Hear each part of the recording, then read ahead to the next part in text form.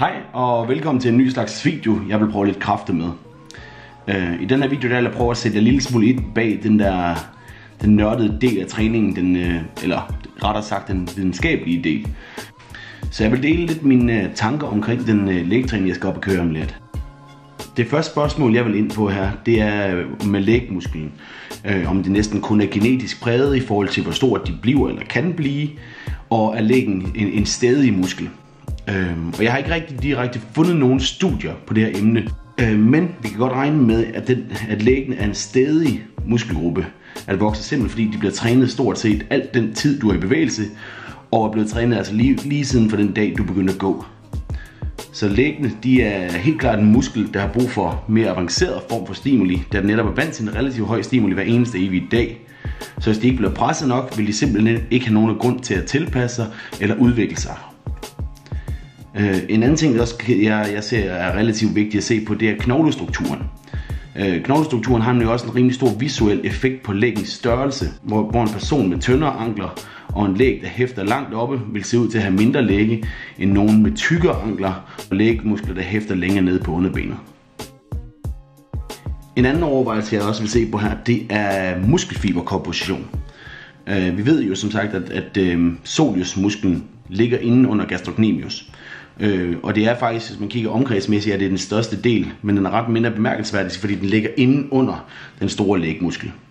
Soleusmusklen består mellem 70-96% af type 1 muskelfiber, hvilket er langsomme muskelfiber. Det kan være en af grundene til, hvorfor læggene er så stædige, da de ikke vil være så tilbøjelige til at vokse ved direkte hypertrofi eller høj intensitet træning. Men det vil vi komme til senere her i videoen. Der er nogle eksperter i emnet, der mener, at densiteten af androgenreceptorer i læggen simpelthen også bare er lavere, hvilket kan være en af de forklaringer på, hvorfor læggen kan være mere modstandsdygtig for at skulle ændre sig end andre muskler. Men det er ikke at sige, at det ikke kan vokse, fordi den giver nok tid, så skal den nok udvikle sig ganske fint. Men for at komme ind på den rent faktiske træningsdel, så kan jeg godt lide at starte ud med 5-10 minutters opvarmning på enten Stairmaster eller incline løbebånd. Simpelthen fordi, at jeg gerne vil have fokus på at få gang i den der mind-to-muscle forbindelse til læggen. På 5-10 minutter, der har man, det kommer til at blive et par hundrede plantarflektioner med kropsvægten, så vi er klar til at komme i gang. Og en plantarflektion, det er, at tæerne de peger direkte ned, og dermed kommer til at spænde i læggen. Så jeg fokuserer på at komme op og spænde en lille smule på hver enkelt skridt. Men den første øvelse, jeg vil give mig ind i, det er en single leg standing calf raise. Jeg gør det her med single leg, altså et ben ad gangen, fordi jeg har en mindre ubalance i min højre til min venstre læg. Så hvis jeg gør noget med begge dele, så min venstre læg tager mest over. Og det gør jeg primært fordi, at min fortid som håndboldspiller har gjort, at jeg hoppede hele tiden, og jeg satte hele tiden af på min venstre fod.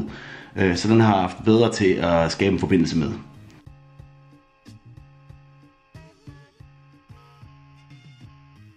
Så det her, det var min tunge bevægelse, hvor jeg kører 6-10 gentagelser og fokus på at komme ret tæt på failure faktisk.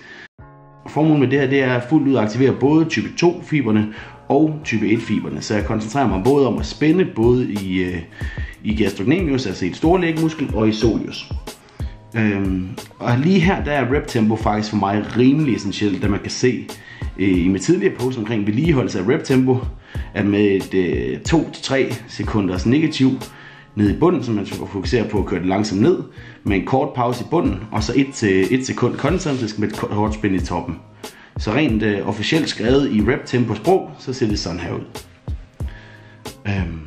Og det her, det tillader dig også at lade være med at bounce op på bunden. Og det betyder så, at du hæmmer den faktiske involvering af læggen, når du gør det, fordi det elastiske væv vil overtage rigtig meget af arbejdet sådan her. En anden ting her, det er, at sko kan også godt hæmme din evne til at lave en plantarflektion, hvis de er for bløde, eller hvis nu de ikke er fleksible nok. Så hvis du ikke har en fleksibel og hård sko, så foreslår jeg, at du gør dem barefod, det som jeg gør her på dit klip. Yes. Anden øvelse, det vil være en eksplosiv benpres, lægpres. Så i benpresmaskinen, der fokuserer jeg på at bøje mit ben en lille smule og lave en slags hoppebevægelse, så man involverer lårmusklen en lille smule, og så man eksploderer op på toppen af foden for at sætte stor fokus på den spændte læg, og ikke så bare den full range of motion, da det typisk er det punkt, man ikke når til fulde i øvelsen før, da musklen er svagere i toppen end fra starten og i midten af bevægelsen. Så det føles meget naturligt at gøre det sådan her. Den tredje øvelse i dag, det vil være en donkey calf raises. Og i bogen fra 2000 skrevet af Bohac, Behrens and Buskies, der undersøger de den relative EMG-aktivitet, altså aktivering af muskelanlæggen i forskellige øvelser. Og der kan man så se, at donkey calf raises, 90 graders donkey calf raises kommer ud som nummer 1, så den er den bedste til at aktivere lægmusklerne. Jeg foretrækker at lave det her med et dip-bælte og med lavere vægt, fordi det er en rigtig komfortabel øvelse for mig at gøre sådan. Men lige da jeg var på film, der var der ikke noget dip-bælte, så vi satte til at starte med en skive op på lænden af mig. Og så prøvede jeg på at få min kæreste hoppe op på ryggen af mig bagefter, og faktisk til sidst fik jeg hende til at tage en skive i hånden samtidig med. Igen, hvor vi fokuserer på et 3-1-1-1 tempo, hvor vi pauser ned i bunden og squeezer op i toppen. En anden ting, som jeg gerne vil hurtigt komme ind på her, det er fodplaceringen. Her er det rigtig vigtigt at fødderne til at pege lige frem, da det er blevet bevist, at muskelaktiveringen den reduceres drastisk ved at pointere tæerne ud eller indad. Den sidste øvelse i dag, det var en seated calf raise. Og det kører vi med et fokus på at prøve på at isolere soleus, fordi gastrocnemius den er langt mindre i stand til at aktivere, når benet er bøjet i 90 grader. Og årsagen til det her, det er, fordi gastrocnemius, som er det store muskel i læggen, den kører mellem knæet og ankelledet. Så når knæet det er bøjet, så bliver gastrocnemius faktisk forkortet, og den kan ikke aktivere på det samme niveau. Så når gastrocnemius sætter den lille smule ud af spillet, så vil soleus overtage det primære arbejde, og så kan man fokusere på den nederste del af ens ben. Som nævnt tidligere, der er soleus den er domineret af 70-96% af type 1 fiber. Og der har været nogle diskussioner om, de er meget mere tilbøjelige for at reagere bedre til lav vægt og høje gentagelser. Men det virker mest fornuftigt, og jeg har faktisk fundet studier, der taler for, at højere reps virker bedre for type 1 muskelfiber. Men der er også nogle studier, der viser det modsatte. Men det giver stadig mest mening for mig med de højere gentagelser til type 1 fiber som de her, på 15-20 reps. Og det baserer jeg på idrætsteori af L. Nielsen og T. Wolf fra 2011, hvor de argumenterer for, at de langsomme fiber har en lav og langsom kraftudvikling, mens udholdenheden den er høj, hvor man burde køre den ud over dens udholdenhedsgrænse, så det bliver tvunget til at tilpasse sig med højere gentagelser.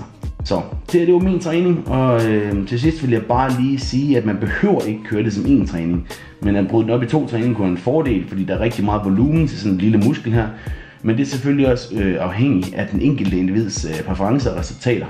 Som altid kunne det være rigtig dejligt, hvis du smider et like eller en kommentar min vej.